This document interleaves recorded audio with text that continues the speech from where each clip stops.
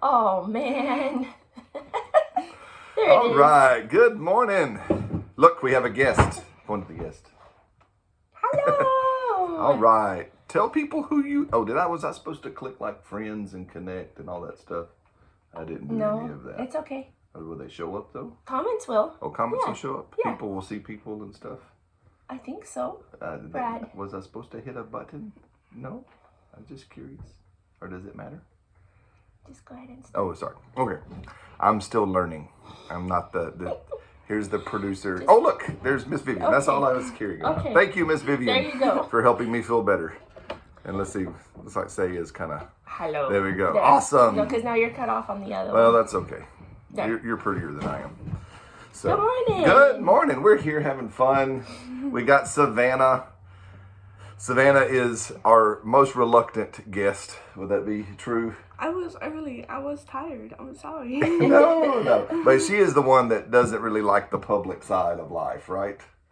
No. Yeah, she's our behind the scenes person and stuff. But you're also the reigning current eldest child at home.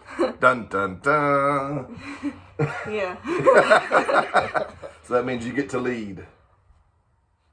And she does a phenomenal job. She does a phenomenal job, right? Yes. She does a great job. But no, we just want to have Savannah on. We're going to ask her some questions as we go through the live. And so this is, as we said, this is one of those ones where you just are open and honest, right? Those always scare me because I'm afraid I say something wrong. No, you won't say, listen, you won't say anything wrong. You won't get, they're watching, you won't get in any trouble. Not at all. For anything that you may say. We want your honest opinion. And Miss Vivian is saying hello. That's Grandma Susanna's buddy. Yes, sir. You They know, Miss went to Vivian? high school together. So we're still talking about relationships this week, and this will be our last show for the week and stuff. But we want to talk about, yesterday we kind of hit and talked about, tending your friendships, that again, relationships was born in the garden, right? It was born in the Garden of Eden, and God's design was that we would not live life alone. And also his design is that the relationships would be, if you will, rich and meaningful, right? Because again, that original relationship wasn't a superficial one. It wasn't, just, well, here's a buddy for you until something better comes along. Right. Yeah. So God's design is not just that we have just relationships, but that we have meaningful, again, life-giving, what other things could we say? I would say deep. Deep. Selena loves the word deep. I don't like the Trustworthy. word superficial. Trustworthy. Yeah, speak up. Yes. Tell them what's Trustworthy. Trustworthy. Relationships, right? Yes. That is God's design for our whole life, and I think it begins, as we saw in the garden, it begins in family, right? It begins with a husband and a wife. It begins with us kids. So, what do you think of the first question? So, do you like your family dynamics and the depth of relationship we have as a family? Yes, sir. What? Speak up real good and loud. Yes, sir. Yeah. And so, what do you like? So, what stands out to you about some of the relationships we have at home, like that kind of? Then I'm actually friends with my siblings. Oh, cool. I work with a lot of people who aren't, and so my siblings come in and they all look at me like I'm some crazy person because I'm excited to see them. And then they all comment on the fact, oh, you guys must be really, really close after I leave. So Gotcha. they expected that they saved my life or something. That's the only reason I'm nice to them. Gotcha. So they expect. They give me money. I'm like, And, no. No, it's not that. Well, that's good. So again, and we say that because, and thank you, and again, it's because everything does flourish from home. Home, It does. home is like God's design is. We've all heard the analogy of, if you throw a pebble in a pond, and all the ripples go out from the middle and affect the rest of the pond, right? Well, home is that center bloop. Yes, absolutely. Right, it's that center bloop bloop, and from home emanates, and so in that I want to say this. So then that can be tended, right? Is that Savannah? Did what we have in our home life? Did that come because we're just super awesome, special people? No. That just your dad is just perfect, and he makes no mistakes. No. You don't have to be so quick about that. She could have delayed a little bit, right? But it's not. It's so right. It's not because we're super duper people, right? Right. It's not because we got some secret sauce, some special ingredient, right? It's simply because of what God has shown us, right? And we've tried. Yeah, there's a lot of intention. Basically, the expectation is there. Oh, is that your cup? My tea. The cups got swapped. Basically, the expectation is there from when they're little that these are going to be your best friends for the rest of your life. So let's really tend to these friendships. Let's make sure that we're investing into these friendships, and that when we get crossways with one another, and it's not the it's maybe a stage of butting heads or whatever. All that is opportunities for us to learn how to work through those things with our siblings, with our family, so that we know how to do it out there. But in that same breath, the relationships at home are constantly gaining depth, are constantly getting better. Sometimes it doesn't seem like it to mama because there's lots of them, and they all go through the different phases at different times, different levels with different siblings because of personalities and all of that. However, for them, their friendships are growing with one another. Yeah. And so now, huh? Go ahead. You gonna say something? It happens with friends outside of the home too. Yeah. So you might as well do it with friends inside the home.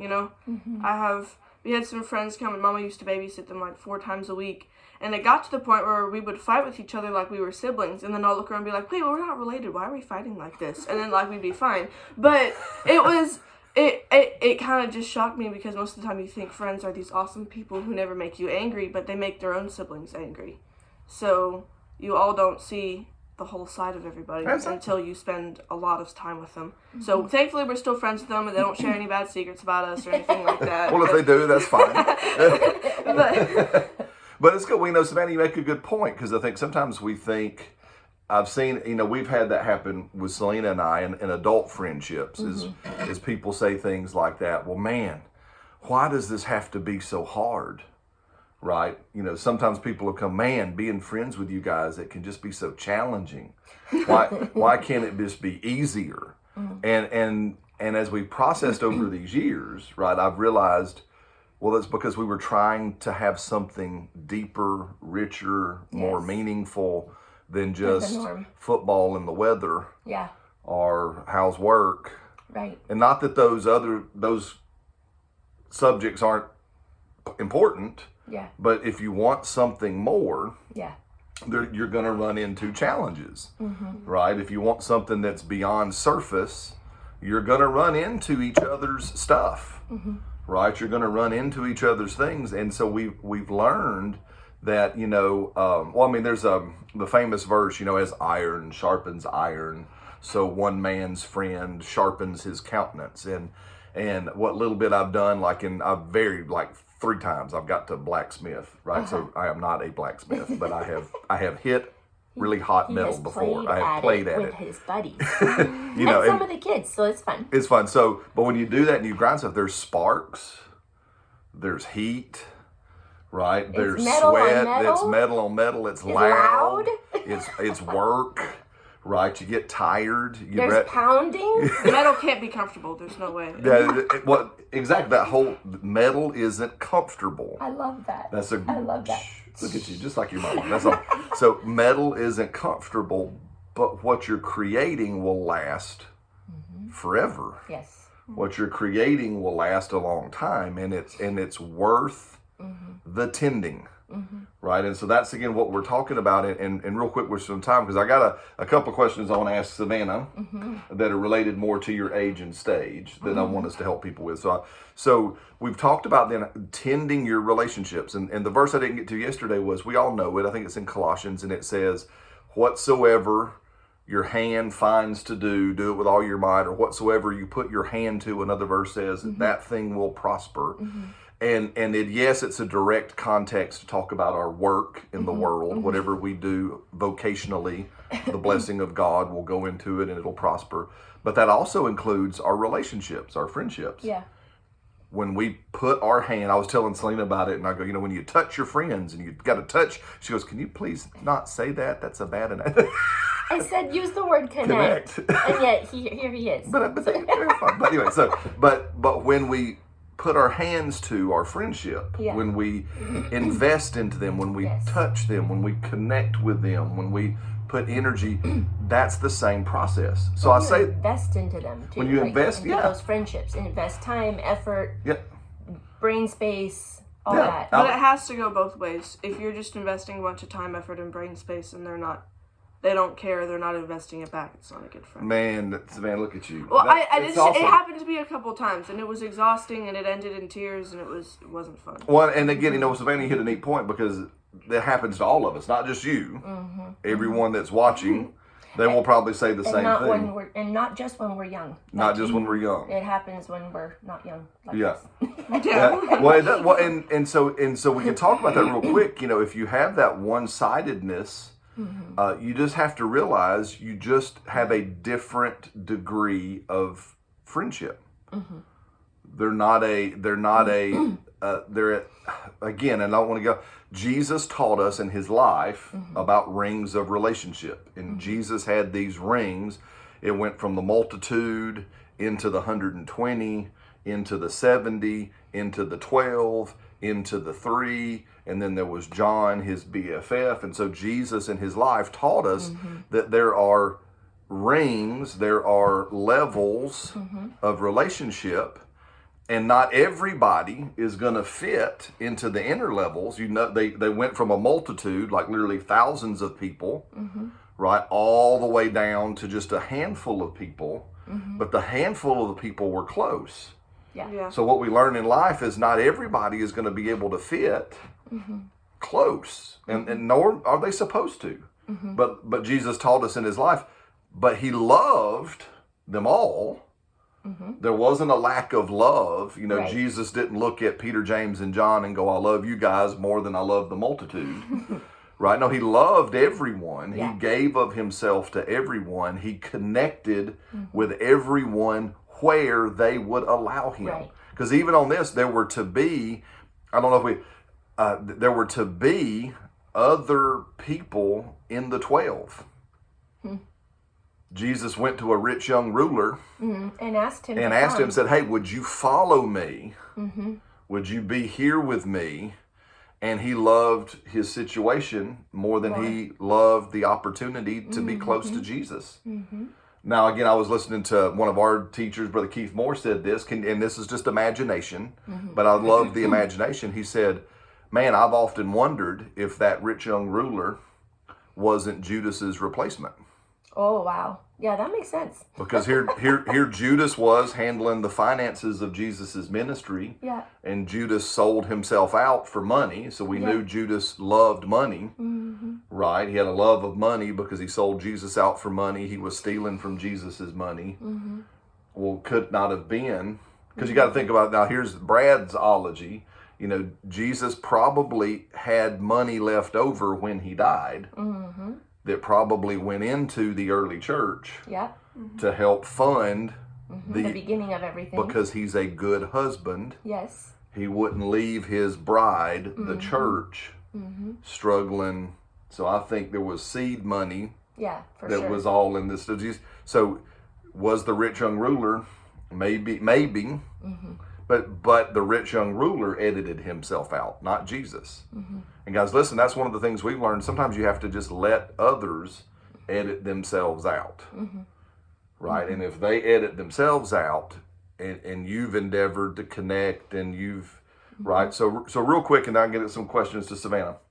So how do we tend our relationships, right? How do we tend this? How do we connect? How do we touch this relationship so that it can receive the blessing that's on the inside of us? We do that with our words, right? You have to talk to people. Yes. Right. Yes. And that's not, and I'm not even, yes, it can talk about encouraging words and challenging words and instructional words, but you just got to talk to people. Yeah. I've noticed now, we really don't talk to people. Don't. Right? I mean, even now at our church, I know sometimes folks come and they sit around the table at fellowship time and everybody's on their phone. Yeah. Right? Or Snapchat and everybody's posting pictures of the wall or something. Yeah, you know, so you have to talk. You have to invest into people with your words, right? You have to invest into people with your soul, your personality, your interest, that's what Paul said to the Thessalonians. He said, we wanted to not just impart the gospel to you, but we wanted to impart our very soul. So you share your soul with people to have that, right? So we look, and you had already said it, we invest time. Yeah. You have to make time for people, right? And again, which means at times you have to realize that your friendship is worth the interruption. Right? Your friendship is going to be worth, well, I would rather be at home watching my favorite binge program on Netflix, but this person is worthy of my time. Yeah. Yes. Right? So these are just some real quick ideas. Now, so Savanna, what I wanted to ask you is, so in your generation, because how old are you now at the time we're doing this? You are? 15. You're 15 years old. So how is it, as a modern 15-year-old, how are you making friends, finding friends? What are some of the challenges? Because there's parents watching and grandparents. What are some of the challenges from your age group that you're running into that maybe as parents we could help you with, or we could help our young people with, so that they could begin to build these relationships? Kids make everything awkward. So what do you mean, how do kids make everything awkward? You try and talk to them, and they're super, super shy. So, battery. Okay. So they don't talk to you back. They stare at the floor or the wall, or they answer with one-word responses. So you're saying we could help our young people by giving them conversational skills. Now, do you remember when you were little, you guys started to do that, as all kids do. Yeah. Did we let you? No. Right? Did we let you just sit back and be shy and hide behind our leg? Did we ever let you do that? No. What did we do for you when you were little? You were off your leg and throw me on the floor. No. You just made us talk to people even when we didn't want to. So the other person would be uncomfortable, but you'd be on the floor, like on your knees, making us talk. Yeah. So when they're little, don't let them hide behind your leg. Right. Pull them out from behind you. Really train them, make them say, no, look at this person. And I would say, if you remember, I would say, this person deserves your face. Yes. Yeah. They deserve your face. They deserve your eyes. They deserve your voice. Yeah. Right? And we would make you do that, right? Now, has that been helpful? Yes, sir. Right? So I say that to parents again. So our young people, you're running into people your age that it's hard to even just talk to. Yeah. Yeah. So we're not talking about complicated stuff. I think sometimes we think the next generation, their needs are complicated. I start off by talking about the weather. That's good. And they're all like, what? So they don't. So try it. So what else? Anything else?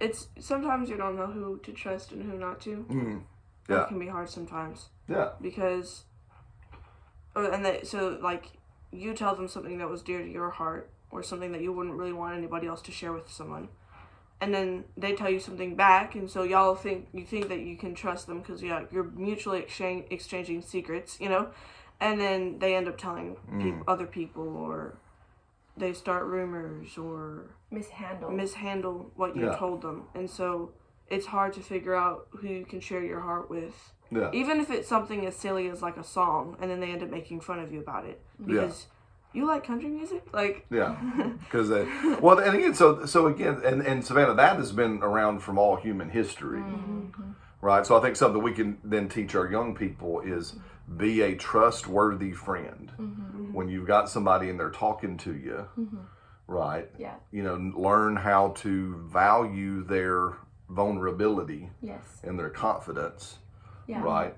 I would add to that we walk alongside Savanna when she's making friends, and all our kids. Yeah. We're interested in how things are going with them building friendships. Yeah. And so if somebody does something silly with, mishandles a piece of information that was dear to her heart, I know about it. Daddy knows about it. Well, and that's another mistake kids make is they think they can't tell their parents. So they make all these mistakes with friends, and then the way their mom finds out that her and Julie hate each other now is, oh, aren't you going to go to Julie's house this weekend? No. Why not? Well, we just don't hang out anymore. And the mom's like, what happened? Do I need to talk to Julie's mom? Did somebody kick each other? Like, are they getting into fist fights at school? Like, they don't know what happened. They're completely out of the loop. Exactly. And I don't think that serves our young people because they're still learning. Everybody's still learning how to do relationships, how to walk through the relationships, right? Well, and I think some of that too, what we've learned to add to get to that place is, I have to call him back in a minute. And so I have to land the plane. That was my boss. So I have to land the plane. I have to make a phone call. There you go. And so, what was I going to say? Is we have to make sure our kids, we're a safe place for kids to come talk to us. Yes. What I mean by that is that we don't freak out if they tell us something shocking. The hard one, and we don't get our feelings hurt if they come tell us something, even if it's connected to us. Right? We don't take things personally. What is the right way to say it? Personally. You don't blow up and just we don't blow get mad. Yeah, don't blow up and get mad. Right? Don't be shocked. To be a stable place where they can come and they can bring everything, and it's not gonna cost them.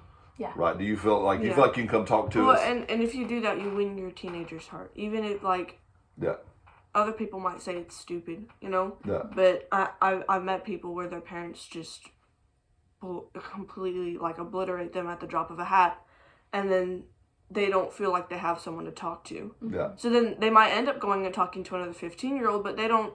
Yeah. You can't give great advice because you're still learning. You're still learning too, So. Yeah. Well, guys, I hate to. I'm gonna have to land the plane. Yes, my boss is calling. I'm not sure over there. Everybody, thank you, Savanna, for joining us. Good to see y'all. Love y'all. Again, check out thehollimans.com, and we'll see you next week. That's good.